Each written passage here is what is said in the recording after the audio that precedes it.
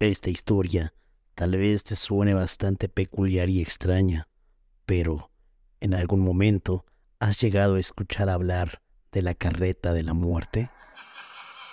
O mejor, o peor aún, ¿la has escuchado pasar cerca de tu casa?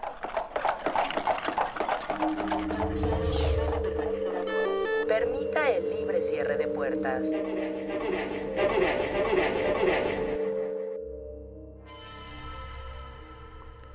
Esta es una de las historias más interesantes que he investigado, pues personalmente yo tuve una experiencia con esta carreta, y ya en algún momento pude contarte. Aquí te la cuento de nuevo con más detalle.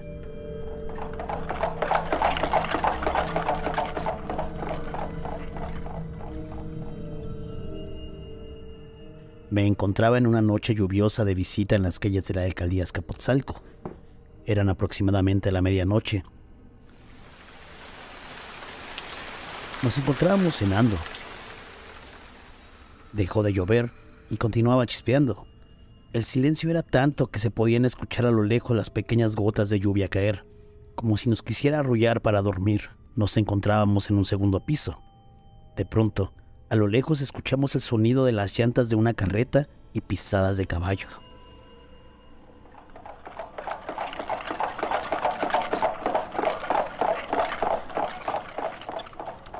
Bastante raro, ¿no? Pues no es un lugar en donde este tipo de transporte pase. Es más, creo que no existen hoy en día en la zona. De inmediato me volteé a ver con cara de asombro con la persona con la que me encontraba. Extrañado y confundido, decidí pararme del sillón para caminar a la ventana y mirar hacia la avenida. Mi sorpresa iba en aumento porque la carreta seguía sonando más y más cerca. Las pisadas de los caballos se escuchaban más fuerte y al voltear por el gran ventanal desde el segundo piso, no vi absolutamente nada. Fue un momento terrorífico y extraño, porque la carreta era como si estuviera pasando frente a nosotros, pero nada. La persona que estaba conmigo me preguntó que qué era, a lo que respondí que no había nada.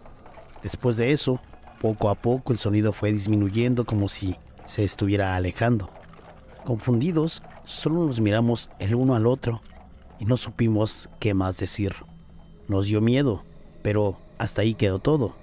Al otro día, le comentamos a algunos vecinos lo sucedido. Un par de ellos nos contaron que también lo habían escuchado, que incluso una persona a unas cuadras había fallecido esa noche, por lo que los vecinos más grandes decían que esa carreta vino por esa persona y que es común escucharla. La historia me pareció bastante perturbadora, por lo que me puse a buscar un poco más de información de esta, por lo que encontré que a este evento, por llamarlo de alguna forma, lo conocen como la carreta de la muerte.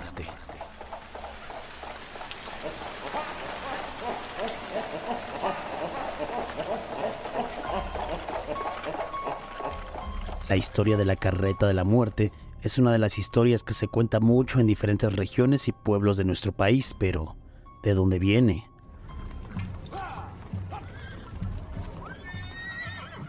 Se cuenta que en un pueblo de Oaxaca por allá en el siglo XIX, cuando la existencia de la luz eléctrica era casi nula y por las noches aún se utilizaban los mecheros o lámparas de petróleo, la gente podía pagar con algunas monedas o incluso por medio del trueque. La gente se transportaba a sus destinos a través de estas carretas. Al principio, este medio de transporte se utilizó por la élite de la Nueva España y los dueños de los grandes hacendados, pero poco a poco algunas de estas carrozas fueron utilizadas para transportar personas y mercancía que solían comprar en los mercados aledaños, como frutas, verdura, leña, etc.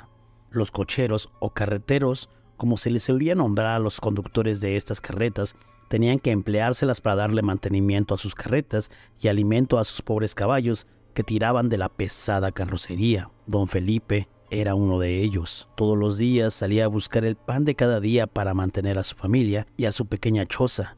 En ocasiones, la paga de don Felipe por parte de sus clientes era en especie, y muchas de esas ocasiones era a cambio de alguna garrafa de mezcal. Su esposa le pedía que no tomara cuando manejaba la carreta, pues prefería que vendieran el licor para llegar con dinero a la casa. Pero en ocasiones, don Felipe no lo entendía. Una tarde del 31 de diciembre, Don Felipe tuvo bastante trabajo debido a que en la plaza del pueblo, a pesar de las carencias de la zona, los dueños de los grandes hacendados eran quienes festejaban la llegada del año nuevo. Esto, por supuesto, también era aprovechado por las clases más bajas del lugar. Festejaban en las calles aledañas. Ese día, a pesar de que don Felipe fue advertido por parte de su esposa de que no bebiera, el entusiasmo de haber ganado algunas monedas e intercambiado algunos litros de mezcal le ganaron la actitud y se embriagó junto a otros cocheros y amigos.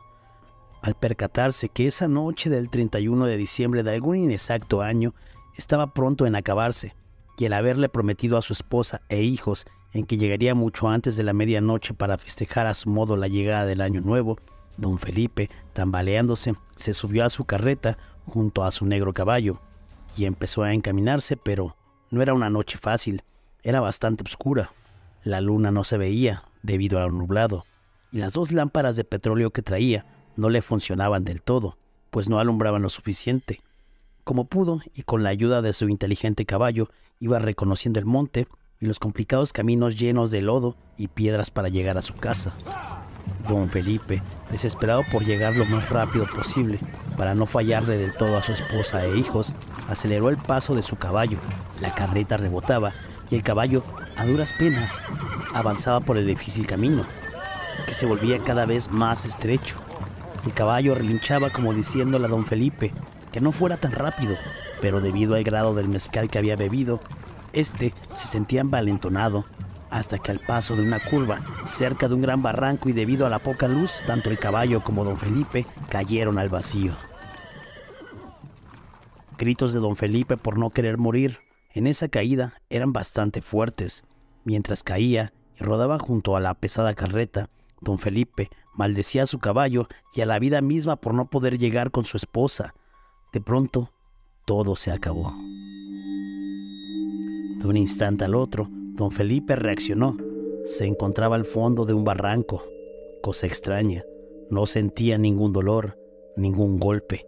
Entendía que todo se había acabado para él, por lo que llorando gritaba entre la oscuridad de que no quería estar muerto, y mientras lloraba, a lo lejos, escuchó el relinchar de su caballo y vio a su carreta intacta.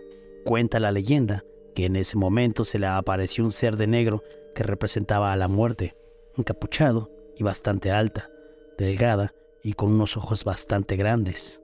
Esta persona le dijo a don Felipe: ¿quieres regresar a ver a tu familia como lo has estado pidiendo? Don Felipe de inmediato dijo que sí, pero que quién era él.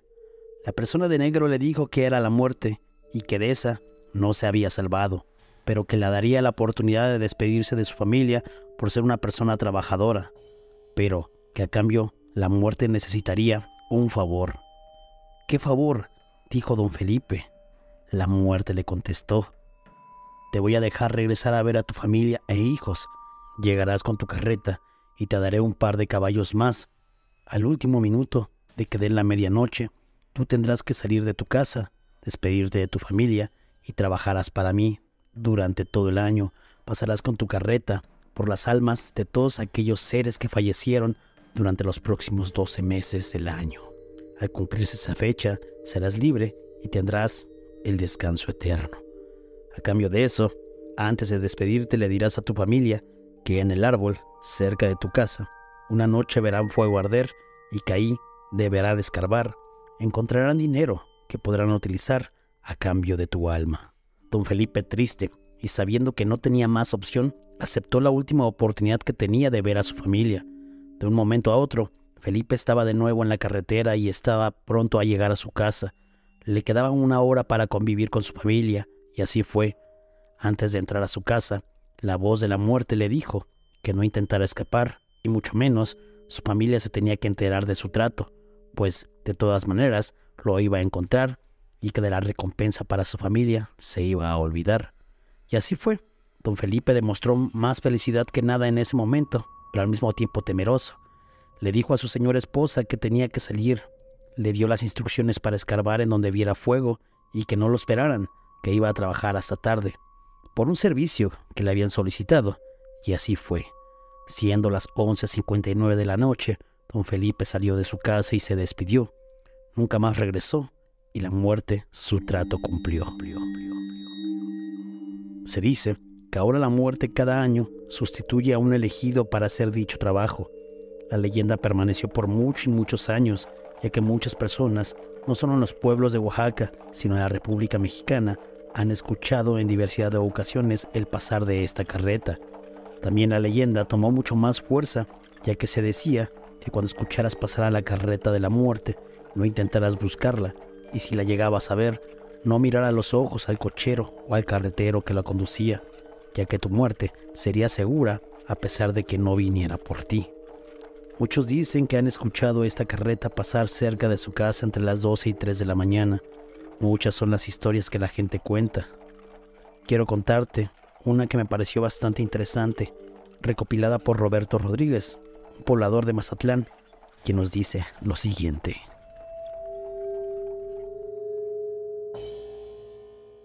Esta historia le fue contada por un viejo amigo de nombre Juan, a quien por cariño le llamaban Juanito, el cual vivía en una de las colonias populares de Escuinapa, en Mazatlán, y en su niñez le tocó escuchar y mirar el paso de la carreta de la muerte. Según él, Juanito, con otros primos de la misma edad, acostumbraban a acudir a jugar a la lotería de la casa de una tía. Muchos días se quedaban hasta altas horas de la madrugada a jugar y divertirse un rato. Cuando regresaba a su casa, su abuelo le decía que jugar por la noche a este juego era cosa del diablo y que no era bueno, pero Juanito lo tomaba como broma. Después de varias jornadas de lotería, Juanito regresó a su casa ya pasada la medianoche y su abuelo le repitió lo mismo, que no era bueno jugar hasta tarde. Al estar en su casa e intentar dormir, no podía conciliar el sueño. La frase de su abuelo no se le olvidaba. Después de un rato de permanecer despierto, escuchó ladrar a los perros y el cacarear de las gallinas, que en esa época había en casi todas las casas. Entre el escándalo de los animales, alcanzó a escuchar el trote de caballos y el rodar de unas llantas de madera. De pronto, los perros y gallinas dejaron de escucharse y la carreta detuvo su marcha. Serían por ahí de las 3 de la mañana cuando se volvió a escuchar el trote de los caballos y las ruedas de la carreta. Los perros y gallinas se volvieron a alborotar. Con el miedo invadiendo su cuerpo, Juanito optó por asomarse por la ventana. Al mirar hacia la calle, alcanzó a mirar una carreta, la cual era conducida por un hombre vestido de negro, a quien no se le observaba el rostro porque lo llevaba cubierto. Luego de observar esto, Juanito regresó a su cama, aunque no pudo dormir. Solo deseaba que amaneciera para salir a contarle a su abuelo lo que le había tocado presenciar. Y así fue. En cuanto el cielo aclaró, saltó de la cama y salió a la calle. Ahí vio que una vecina lloraba sentada en la banqueta, a algunas casas de la suya. Juanito se acercó a ella, quien le dijo que su esposo había fallecido de un infarto en la madrugada, como a eso de las 3 de la mañana. El miedo regresó a su cuerpo y corrió a buscar a su abuelo. Luego de llegar con su abuelo, este ya lo esperaba antes de contarle todo lo ocurrido. Él le dijo: era la carreta de la muerte que vino a llevarse el alma del vecino.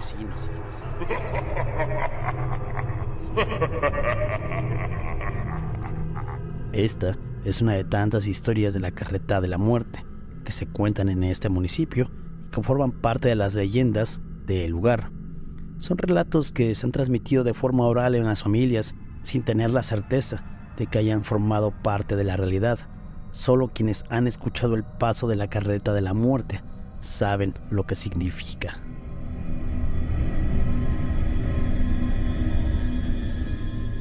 Esta fue la leyenda de la carreta de la muerte. Si bien algunos la cuentan de otra forma, muchas personas la han escuchado pasar. Así que recuerda, de ser así, no te asomes ni intentes buscarla. No vaya a ser que te lleve a ti.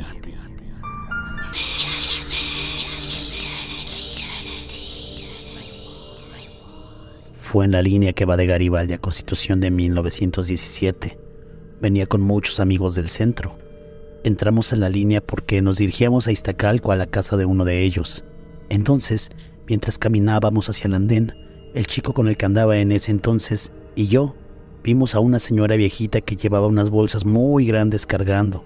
Nadie la ayudaba y a duras penas podía caminar. Entonces nos acercamos y le dijimos que si necesitaba ayuda, a lo que solo nos miró y asentó con la cabeza. nos dio sus bolsas. Caminamos hacia el andén donde se espera el metro y la dejamos ahí con las grandes bolsas. Nos agradeció y nos acercamos nuevamente con nuestro grupo de amigos, pero ya cuando llegó el metro, volteamos ambos a ver porque la íbamos a ayudarla a subir sus cosas, pero la señora ya no estaba. No sé cómo, pero desapareció con todo y sus grandes bolsas. Tampoco le preguntamos qué es lo que cargaba en ellas, porque no hablaba mucho, solo caminaba. Era una señora muy viejita. Se vestía como las señoras de antes, así con una falda, rebozo, mandil. Definitivamente no podía haber desaparecido así tan rápido. Pues solo nos volteamos a ver con asombro este chico y yo. Creo que he escuchado otros relatos en tu canal sobre una señora que se le ha aparecido así a otras personas en el metro. Quién sabe si sea la misma.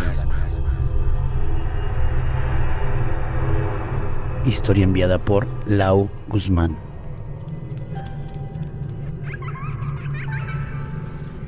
Un día me hablan para avisarme que mi abuelita había fallecido. Yo la adoraba. Por vivir en otra ciudad, no alcancé a viajar para asistir a su funeral. Estaba muy triste, desesperada, que en un impulso decidí salir de mi casa e ir a la basílica a rezar por ella, a encontrar un poco de paz y resignación. Tomé el metro en la estación Universidad de la línea 3 para transbordar en Deportivo 18 de marzo y bajarme en la villa. En el camino, yo venía llorando, eso sí, lo más discretamente posible. Me senté en uno de los lugares que son para una persona, a la orilla del vagón. No venía mucha gente a esa hora. Eran como a las 10 de la mañana en sábado. Incluso podría decir que casi venía vacío. En eso, veo de reojo la silueta de alguien que se para justo enfrente de mí, pero al venir yo con la cabeza inclinada para que no me vieran llorar, solo le alcanzo a ver los pies. Tenía puestos unos tenis blancos con verde, como los de cualquier chavo. Esta persona saca un pañuelo, me lo da y me dice: todo va a estar bien. Ella está bien. Me sentí confortada con sus palabras, así que tomé el pañuelo, me limpié las lágrimas y cuando levanté la cabeza para agradecerle, la persona ya no estaba. Todo esto fue entre una estación y otra, cosa de unos segundos. Volteo para buscarlo, me levanto, me voy al otro extremo para ver si reconocía los tenis y nada. Esta línea tiene vagones separados, no se pudo pasar a otro vagón y mucho menos bajarse porque veníamos en el túnel. No llegábamos aún a la siguiente estación. No me explico aún qué o quién fue, si un ángel o un ser que vaga por ahí, un vivo o un muerto. Quien haya sido, donde quiera que esté, solo puedo decir que gracias.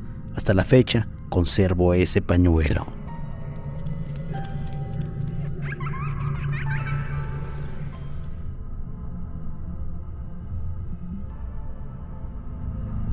Anónimo. Te escribo para contarte un suceso extraño que me ocurrió en el metro hace un año. Pocas veces he hablado de esto, pues es algo que al día de hoy aún me da miedo. Esto me sucedió en la línea B del metro, más específicamente en la estación Buenavista. Mi nombre prefiero mantenerlo en privado. Soy primer respondiente. El nombre de mi institución también prefiero mantenerlo en privado por mera seguridad. Era un lunes en la noche. Salimos de nuestra base, la cual se encuentra en la Condesa. Ya eran las 10:30 de la noche y un amigo de la unidad me pidió que lo acompañara a dejar a su novia, dado que ya era muy noche y no quería regresar solo. Además, vivimos a unas estaciones uno del otro.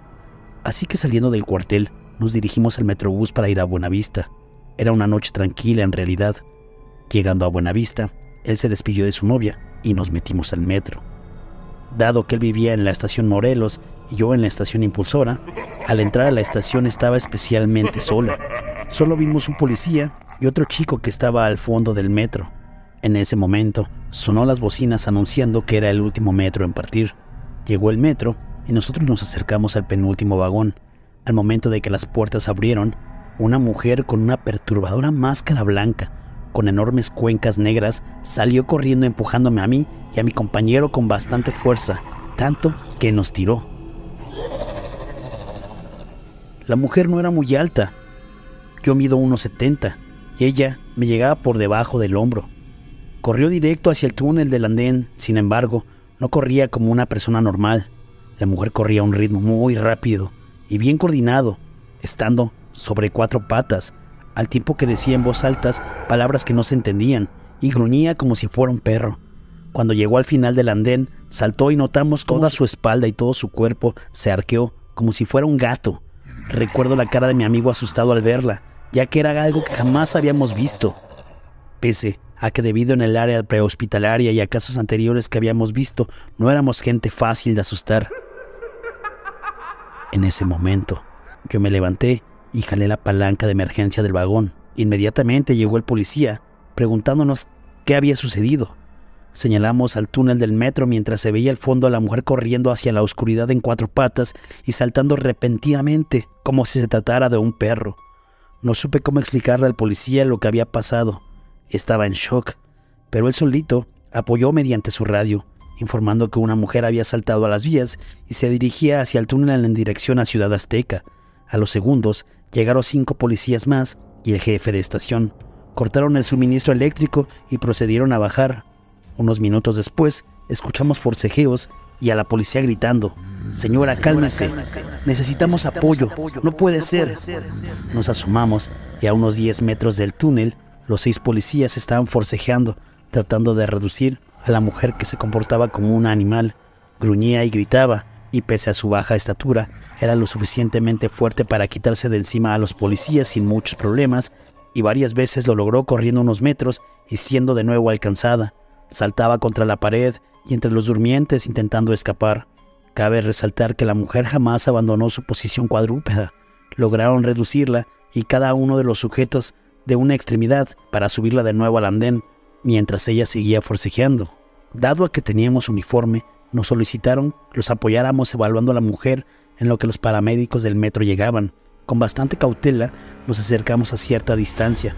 Pudimos notar que el cuerpo de la mujer, sus manos, sus piernas, correspondían a las de una persona de la tercera edad.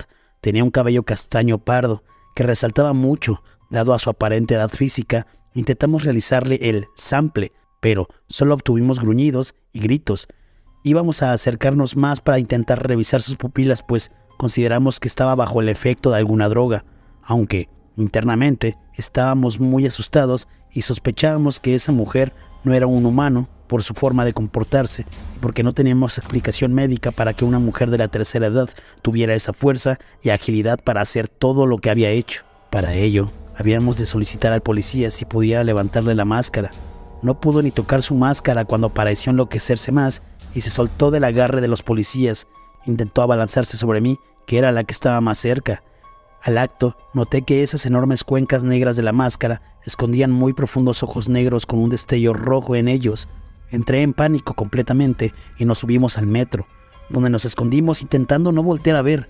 Minutos después, llegó el equipo de paramédicos del metro y se llevaron a la mujer a la fuerza a la cabina del jefe de estación. Esos minutos se me hicieron eternos. Reactivaron el sistema eléctrico y el metro cerró sus puertas y arrancó.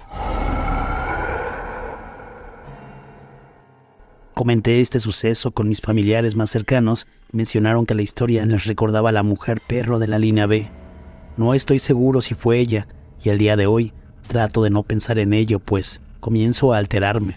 Nunca he platicado del suceso con mi compañero. Cuando nos vemos, evitamos a toda costa recordarla. Espero puedas compartir esta historia.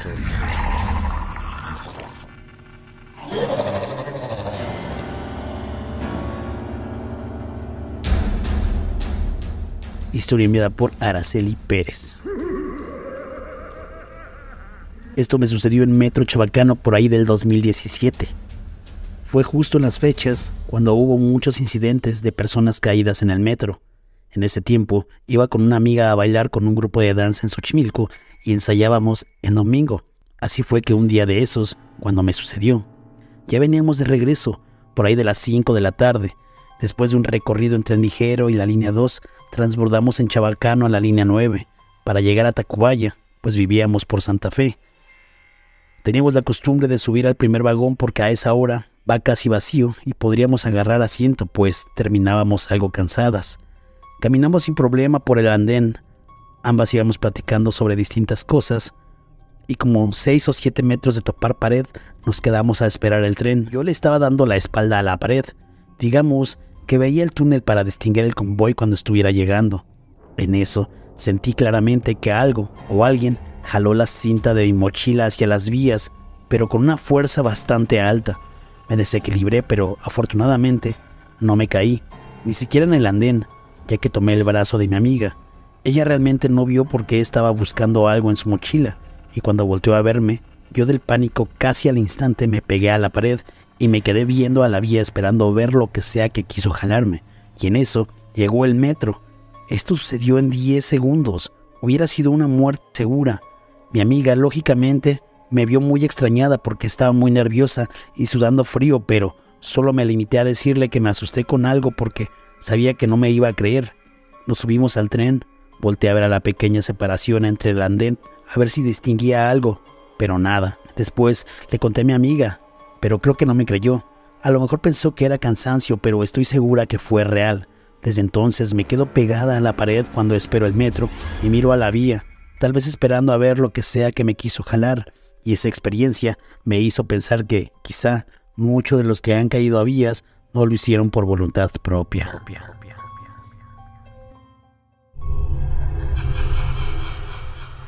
Enviada por Jonathan Morales Rodríguez. Hace 7 años trabajaba en el sur de la ciudad y utilizaba el metro. Una vez en Miscuac se me acercó un señor mayor de barba, parecía profesor universitario, a preguntar cómo podía llegar al metro General Anaya.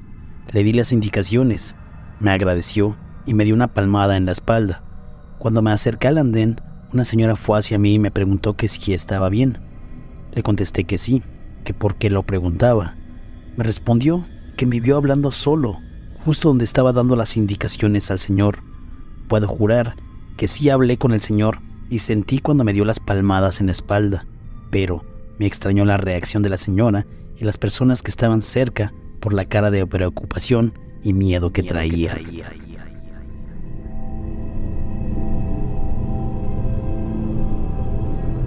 Historia enviada por Jaime Brandon. Mi experiencia es bastante extraña. Tal vez la gente que viva por el sur de la Ciudad de México podría ayudarme, pues tal vez a ellos también les ha pasado. Me sucedió un poco antes de que nos llegara la terrible pandemia. Yo vivo por el Estadio Azteca y esa mañana me tocaba entrar muy temprano. Por ahí de las 5:20 de la mañana estaba tomando mi camión que me deja en Metro Tasqueña. Me subo al camión y lo agarré prácticamente vacío. En el camión iban 3 personas además del conductor, un señor que se sentó hasta adelante, un joven que se bajó más adelante y yo. Solo llegaron 2 personas, en todo el camino no se subió nadie. Por la hora el camión venía bastante rápido. Llegamos a Metro Tasqueña y las 2 personas que quedábamos en el camión bajamos por la puerta de atrás. Justo al bajar se baja otra persona. De inmediato me quedo confundido e impactado porque mi primer pensamiento a la cabeza fue el de «Carajo, solo veníamos 2 personas al final, ¿de dónde salió este tercer tipo?». De reojo lo miré. Al bajar me preguntó si podíamos caminar juntos al metro. Yo accedí porque el camino era solitario. Estuvimos caminando del paradero a las escaleras peatonales que conectan al metro, que realmente no es mucho, pero sí es un camino lamentablemente oscuro. El tipo se vino todo el tiempo callado y con la mirada hacia abajo. Le pregunté que si estaba bien. Me contestó que sí, que solo que este lugar le daba nostalgia. Le pregunté por qué. Me dijo que justo en las escaleras le había pasado un accidente. ¿Qué le pasó? Nuevamente le pregunté. Me contestó, pues me asaltaron 2 tipos y pues, bueno, ya no la conté. De inmediato pensé que el tipo estaba bromeando conmigo o que simplemente estaba loco. Así que decidí ya no hacerle la plática. Seguimos caminando hasta donde se detuvo y me dijo, «Aquí te dejo, ya de ahí es todo derecho». Y yo, algo indiferente, ni lo volteé a ver, solo le dije que sí, que tuviera un buen día. Subí si acaso 3 escalones, volteé hacia atrás para ver qué onda con el tipo y no había nadie. Me detuve incluso y volteé a todos lados. La vista daba a toda la explanada del paradero y no se veía. El tipo no pudo caminar tan rápido. Incluso, aunque hubiera corrido, me hubiera percatado. De pronto sentí un frío terrible, como si me hubieran echado una cubeta con agua. Mis pies se paralizaron, pero no sé por qué me dio tanto miedo. Tal vez el pensar en la posibilidad de que efectivamente el tipo sí murió ahí. En cuanto me recuperé, me fui a mi trabajo. Días después, mi rutina se repetía. Y un día también, en la mañana, en que se subió poquita gente, le hice la plática al chofer del camión y le conté mi experiencia, que si de casualidad había visto a una persona similar. Y el señor chofer me dijo: «Uy, amigo, ese que se te apareció es el fantasma del Metro Tasqueña. Dicen que es una persona que asaltaron y mataron aquí cerca del paradero, y que después de eso, a algunas personas se les aparece, pero para cuidarlas. Acompaña a las personas hasta el metro o hasta el camión, según sea el caso. También a algunos choferes los ha espantado, pues luego vamos tranquilos manejando en las madrugadas o una noche, ya muy noche, donde hay poca gente, y en el retrovisor se le alcanza a ver sentado hasta atrás, y luego uno como chofer voltea y pues no hay nadie. Pero el susto ya te lo dio. Dicen que no es un fantasma malo, que tal vez por lo que le pasó cuida a la gente de los malhechores. Ya ves que luego esta zona está un poco fea». Después de que me dijo eso, yo me quedé impactado. No sabía qué hacer o si me estaban mintiendo. Lo que sí es que a mí sí me dio miedo. Realmente le agradezco a ese fantasma por cuidarme, pero sí me daría miedo encontrármelo de nuevo. ¿Ustedes qué opinan?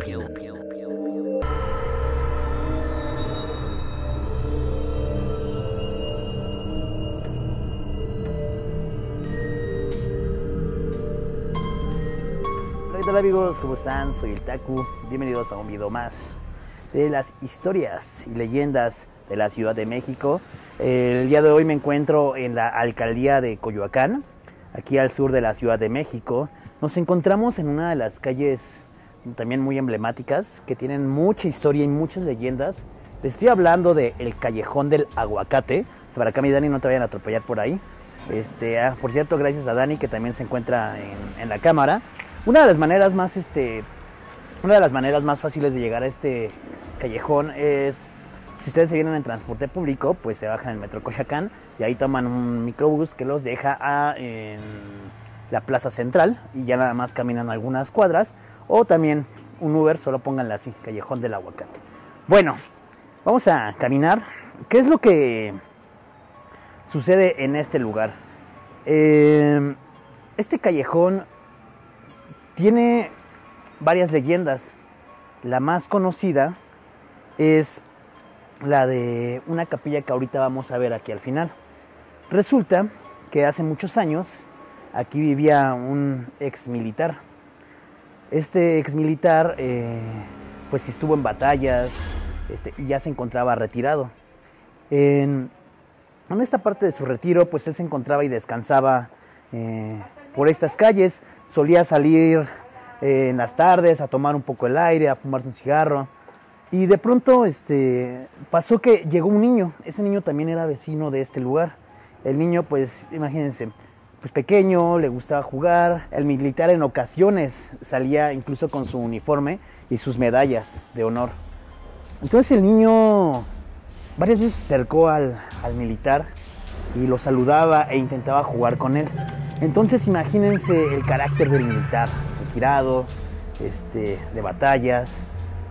El niño veía las medallas de honores y empezaba a jugar con él.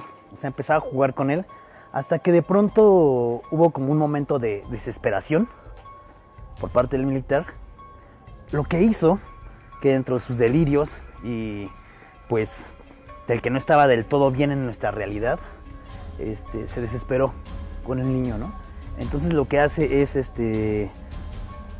lo toma, se desespera, lo agarra, lo levanta, lo lleva hasta un árbol en la parte de atrás, que ahorita lo vamos a ver, y lamentablemente le quita la vida. ¿Cómo? Pues lo cuelga a un árbol. Sí, sé que eso es bastante crudo, pero así nos habla la leyenda. Entonces, de hecho es muy raro, acá hay una pelota, esto no lo había... No, pero es como de... Bueno, la voy a agarrar, mejor la dejo ahí. Estás condenado. Estoy condenado. No, mira, fíjense, eso no lo había visto, Hay una pelota ahí, es como de pensarse, no esperamos, porque tiene mucho sentido ahorita lo que les voy a decir. Entonces, ¿qué pasa después? El militar, entre su arrepentimiento, obviamente le carga la conciencia, dice, no puede ser. manda a hacer una capilla. Y la capilla es esta que vamos a ver aquí. Chéquense. La capilla es esta. Donde si podemos ver, ahorita hay una veladora encendida. La Virgen que tenemos en la parte de atrás es la Virgen del Carmen. Manda a construir esta capilla como en honor a lo que él hizo, ¿no? Y como una manera de él sentirse bien, o sea, de decir, oye, pues sí, fue un error lo que sucedió, y manda a realizar esta capilla. Entonces, se queda esta parte de la capilla. El árbol que ustedes ven en la parte de arriba, se dice que fue en este árbol donde sucedió, pero también hay otro árbol más adelante donde dicen que fue ahí realmente. Ya saben que las leyendas van cambiando, ¿no? De pronto, de boca en boca. Pero bueno, él decide hacer esta capilla aquí porque pues aquí es donde sucedió este lamentable hecho. Ahora, ¿qué pasa después? Permiso. ¿Qué es lo que pasa después? A partir de ahí, muchos vecinos de la colonia, de la calle principalmente, han comentado que por las noches, cuando la gente viene de trabajar, o por ejemplo, el otro día uno de los señores que recogen la basura en sus carritos, que ya salía tarde, venía en su carrito y de pronto salió en la noche. Dice que él ya venía, ya iba a entregar, y que de pronto que en la noche vio como salió un niño, así del callejón, con una pelota. Por eso ahorita se me hizo raro la pelota, y digo, puede ser una coincidencia, ¿no? Y que sale el niño con la pelota y le empieza a decir, ¿quieres jugar conmigo? Y el señor como de, sí amigo, pero ¿dónde están tus papás? El señor, pensando que era un niñito que se habrá salido de ahí de alguna de las calles, pues dice, sí, pues vamos, ¿no? Para ver, ¿no? Y de avisarle a sus padres, de oigan, se les salió ahí el niño, cuídenlo, ¿no? Porque ya es noche. Entonces el niño se echa a correr, y cuando da vuelta justo en esa esquina donde está la capilla, el señor, pues ya un poco grande, intenta acelerar el paso, y cuando llega, digamos, ahí a la esquina, pues el niño ya no estaba. El niño había desaparecido, se quedó así como de, ¿qué onda? La pelota se quedó ahí, y al señor le entró un miedo terrible. Fue como un miedo así de, ¿qué acaba de pasar? Esa es una de muchas historias que se cuentan aquí, les digo, entre vecinos. Algunos otros vecinos escuchan llorar en las madrugadas a un niño, pero a un niño, no como a una niña o algo así, a un niño que en las madrugadas llora como si estuviera perdido. Algunos otros vecinos han visto que el niño está jugando en la esquina con su pelota, o que está parado caminando de un lado a otro. Y comúnmente esto sucede en las noches. Esa es una de las historias, de tantas historias que se cuentan aquí. La vibra incluso de este lugar se siente un poco, pues no lo sé, tal vez no pesada, pero sí densa, ¿saben? Se siente una vibra un poco densa. Va a pasar una nave por ahí. Chéquense, bueno, aprovechando esta calle es tan vieja que en esta parte de aquí es donde se agarraban aquí los caballos. Por si ustedes no saben, seguro muchos de ustedes sí, pero aquí los caballos los dejaban y aquí los amarraban para que no se fueran. Y bueno, esa es una de tantas historias. También hay otra segunda leyenda que también cuentan que pasó aquí, que es la de la niña, que es lo de una niña que o sea, tiempo después se dice que una niña se encontraba también jugando ahí en la calle, y así como ustedes vieron ahorita los coches, perdón, fallas técnicas. Otra de las historias que se cuenta en este callejón, como ya vieron, es bastante largo, y así como han visto ahorita los coches que han estado pasando, se cuenta que una niña vecinita de este lugar se encontraba jugando, y un coche pasa, no la ve, la atropella. El coche lo que hace, se da a la fuga, y la niña evidentemente pues y lamentablemente pierde la vida. ¿Qué es lo que sucede después? Es que también han visto a una niña caminar por estos rumbos, jugando, también acercándose a la gente, preguntándole que por su mamá, es que me perdí. Entonces llaman a la policía, y bueno, eso me lo contó una vecina que le dio como pena salir. Entonces, pues, aparte de lo que ella me dice, es que ha pasado que han llamado a la policía, de porque hay una niña perdida. Pero ya cuando llega, o sea, hagan de cuenta que yo la reporto aquí, la niña se va para allá, le dicen, hey, no te vayas, la niña sigue jugando, se va, y cuando llega la patrulla no hay nada, ¿no? Entonces, le dice a la señora incluso es que ya no están, ya ni le hablan a la policía porque piensan que pues los están bromeando, pero no, incluso pues parte de la policía pues ya tiene conocimiento de esto. Entonces, este callejón es emblemático por estas dos leyendas y algún par más que están ahí en algunos libros, en algunas recopilaciones que puedo leer, pero estas son las dos que más me han impactado y les recomiendo. Ahorita nosotros estamos de día, pero esto sucede mucho por las noches. O sea, dicen que a partir de las 10 de la noche empiezan a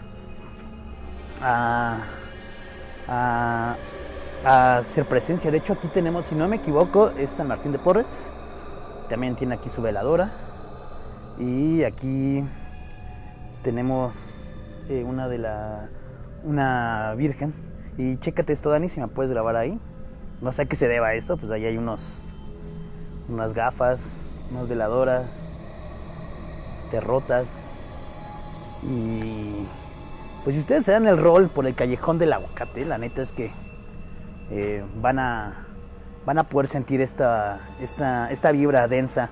Y también es muy interesante, o sea, la verdad es que estas historias que les traemos, no se las traemos para que no vengan, ¿no? Al contrario, vengan, visiten, ya si están en Coyoacán, pues aprovechen a darse el rol aquí y conocer un poco de esto. Ese es un par de historias que yo les voy a contar. Hay un par más en internet o en algunos libros, pero esto es parte de lo que se vive en el callejón del aguacate. Díganme ustedes qué opinan, ya se sabían estas historias. Incluso si ustedes vienen a Coyoacán Centro, si nunca han venido o van a traer algún amigo, algún que viene de turista, ya sea extranjero o que venga de alguna otra parte del país, ahí en Coyoacán en el centro están los carritos estos turísticos. Hasta donde yo me quedé costaban 60 pesos, te dan un rol por todas las calles de Coyoacán, bueno, por muchas de las calles de Coyoacán, y te van contando algunas historias y leyendas de algunas otras calles. Incluso hay una calle donde dicen que se aparece la Llorona, eso también está interesante, luego se las voy a contar. Y también pasan por este callejón, pero pasan así nada más de ladito, y se van, y te cuentan la historia y se van, pero está más chido cuando puedes venir aquí a caminar. Si te dan cuenta, pues es muy tranquilo, no hay como mucho que se pueda, que ustedes digan, no, pues no, está feo, no, para nada. Al contrario, está bastante rico y está bonito. No sé, mi querido Dani, que estás atrás de la cámara, algo que quieras decir.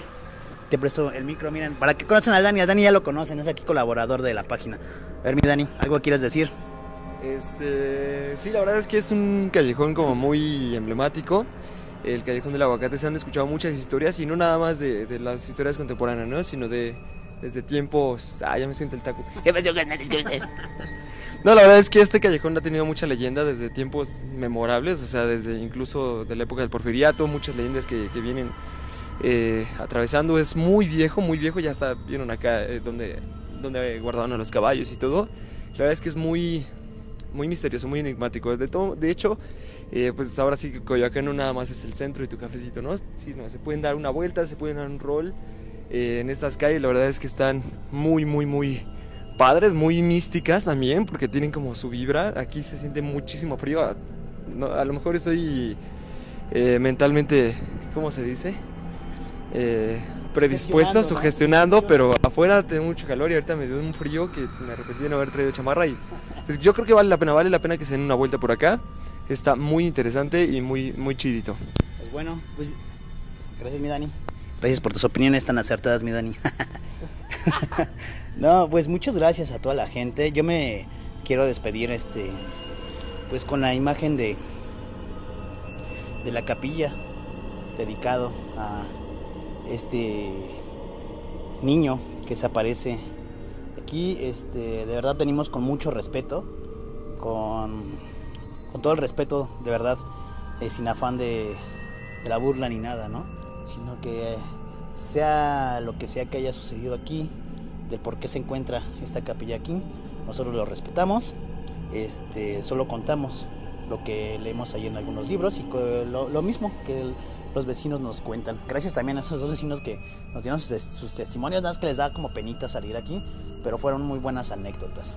Entonces espero que les haya gustado. Si conocen algún otro lugar que quieran que visitemos, échenos mensaje, dejen un mensaje en la parte de abajo. Sigan a Daniel Moon ahí, bueno, al buen Daniel en sus redes sociales para que vean todo su trabajo de fotografía, para que también nos contraten, porque neta necesitamos dinero.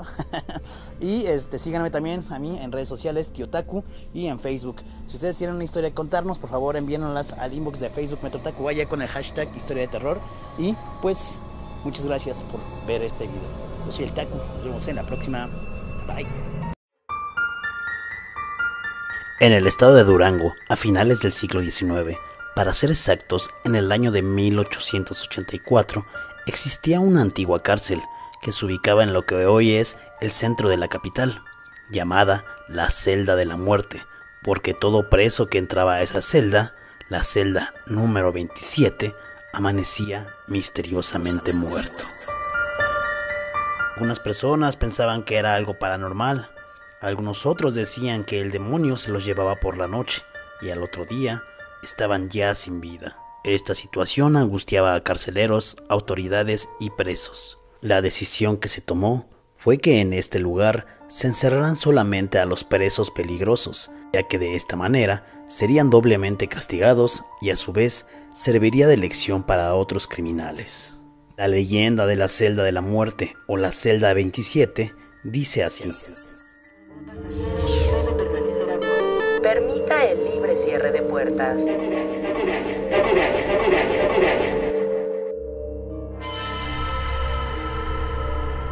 En Canatlán, Durango, vivía Juan, quien era un muchacho de piel morena, ojos negros, alto y robusto.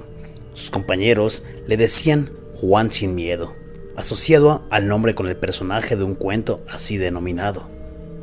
La gente decía que en realidad no conocía el miedo, porque lo habían visto montar a potros que ya habían tumbado a todos los caporales de la hacienda, y Juan había conseguido dominarlos.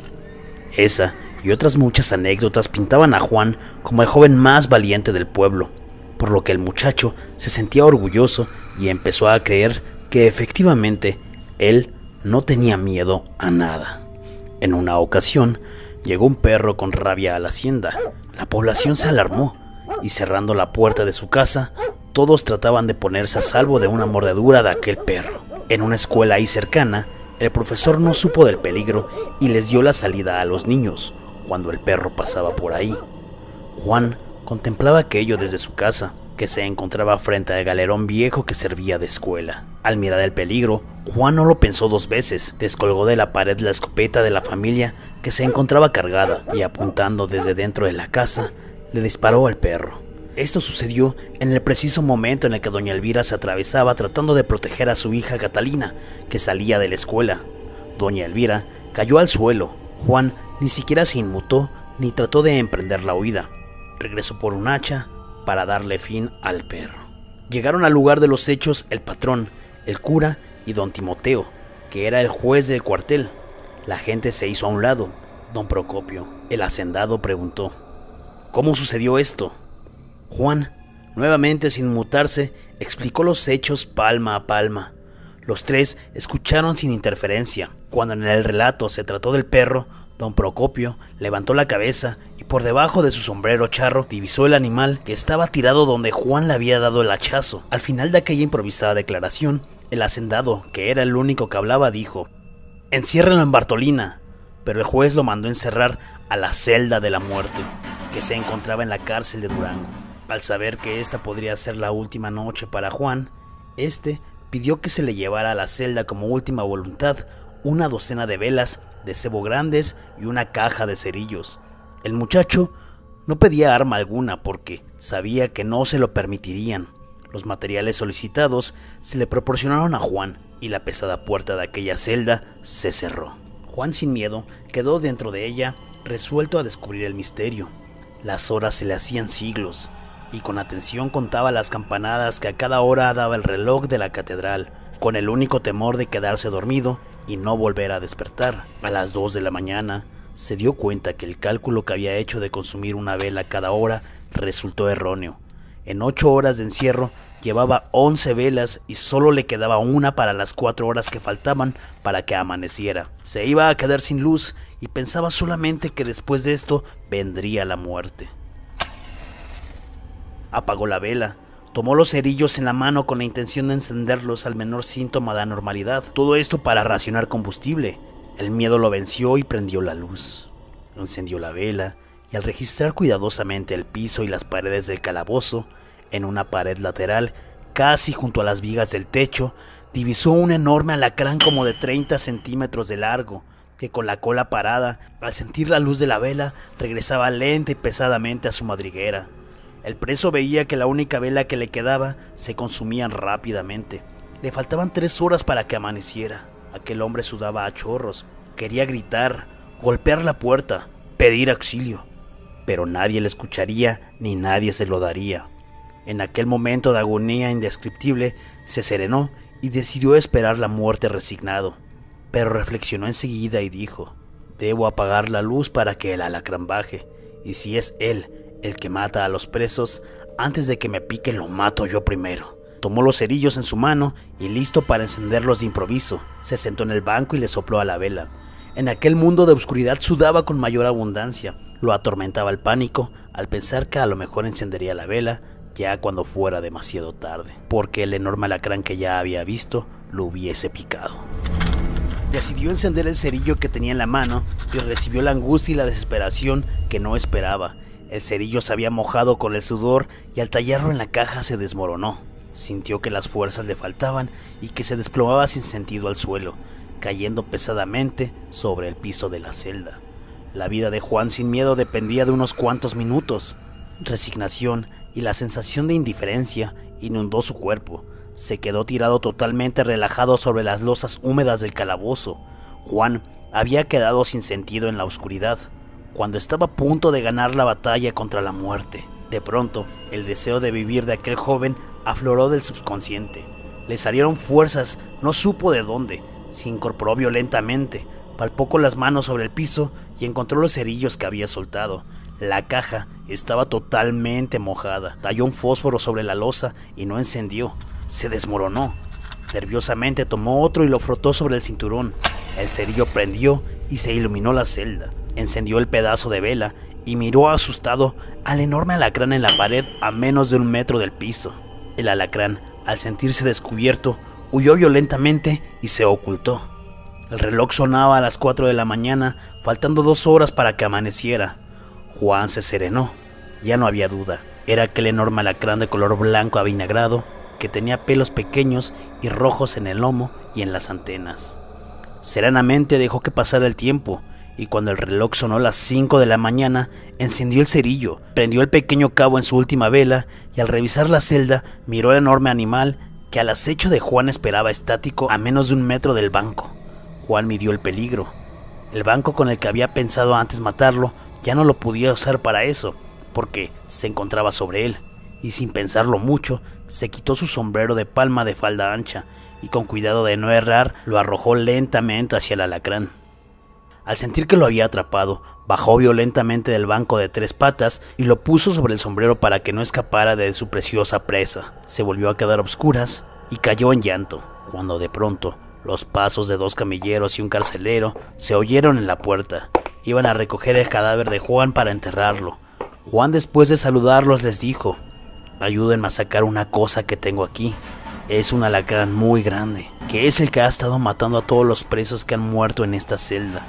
Al animal lo atraparon vivo y poniéndolo en un enorme frasco de vidrio, lo mandaron como ejemplar raro al Museo Nacional de Historia Natural en la Ciudad de México, en donde mucho tiempo se exhibió con esta inscripción de calce: el alacrán de la cárcel de Durango.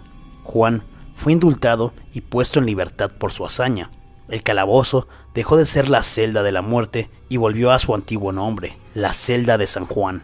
En la actualidad no existe la cárcel que se menciona y a la distancia de un siglo se ha perdido exactamente el lugar de los acontecimientos, quedando entre los duranguenses solamente el recuerdo de esta leyenda.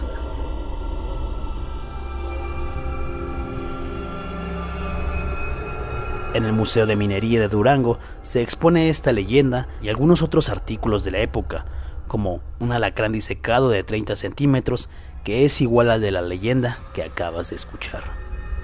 Algunos escritos que pude encontrar en la web tienen esta fotografía que dice lo siguiente. La fotografía corresponde a la fachada principal de la penitenciaría de Durango a finales del siglo XIX, y que fue demolida para construir lo que ahora conocemos como Soriana Centro y Hotel Gobernador. Si algún día tienen la oportunidad de visitar el Museo del Aguacate, van a poder observar, entrando del lado derecho, la figura de Temis, la diosa griega de la justicia, escultura que se encontraba en la parte superior de la fachada principal en la antigua penitenciaría, labrada por Benigno Montoya, y que fue lo único que sobrevivió de dicho edificio, además de la pared de piedra que se encuentra por la calle Negrete, esquina con Miguel de Cervantes. Amigos, espero que les haya gustado esta historia. Es una leyenda bastante conocida y me gustó mucho y quise aquí compartirla con ustedes. Si ustedes no la conocían, pues ahora ya la conocen, compártansela. Es una leyenda bastante tétrica incluso, ¿no? Porque te imaginas estar encerrado en un lugar en donde hay un alacrán gigante de 30 centímetros, como el más grande que mi mano, y que te esté acechando y de pronto tengas que estar pendiente porque si te duermes puedes morir. Está muy intenso, ¿no creen? Fíjense que también allá en Durango estaba leyendo que existen los alacraneros, que en las sierras pues más humildes y más pobres de Durango, una manera de generar economía y de sobrevivir de algunas personas es convertirse en alacraneros.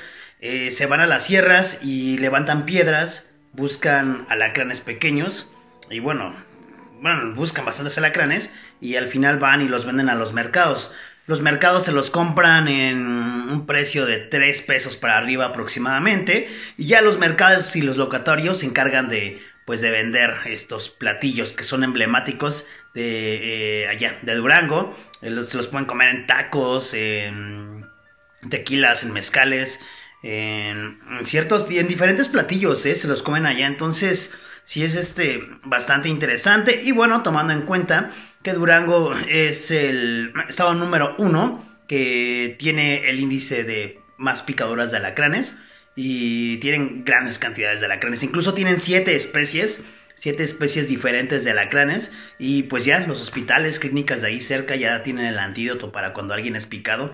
Entonces personalmente a mí me daría mucho miedo, pero ni modo. Yo si quiero conocer Durango, un día andaré por allá, ya les contaré y les traeré imágenes de los alacranes. Entonces espero que les haya gustado esta historia, muchachos. Gracias por seguirme. Recuerden que si les encantó, si les gustó, por favor compártanlo, denle un like y compártanlo ahí en su muro de Facebook, en sus historias, en las historias de Instagram. Ya saben que si me etiquetan en historias de Instagram también los comparto ahí en el perfil, y eso está como muy chido. Compártelo con sus familias, que eso es también lo más importante. Y bueno, esa también es una nueva sección donde estaré contando algunas leyendas y anécdotas que se cuentan no solamente de nuestra ciudad, sino también acá del país en general. Si ustedes conocen alguna leyenda que digan, Taku, esa leyenda la tienes que contar, está bastante buena, por favor déjenmelo aquí en los comentarios para que yo la lea un poco, la investigue y se las pueda traer aquí a todos ustedes. Leyendas, la neta es que hay muchísimas, y cambian de repente, varían un poco las versiones, ¿no? Como en esta de Durango, la neta cambian algunas cosas,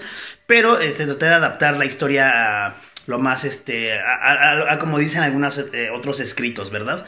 Entonces, quiero compartir esas leyendas también con ustedes, así que déjenmelas en la parte de abajo y listo. Esperen el próximo video que sale también en esta semana. Yo soy el Taku. Bye.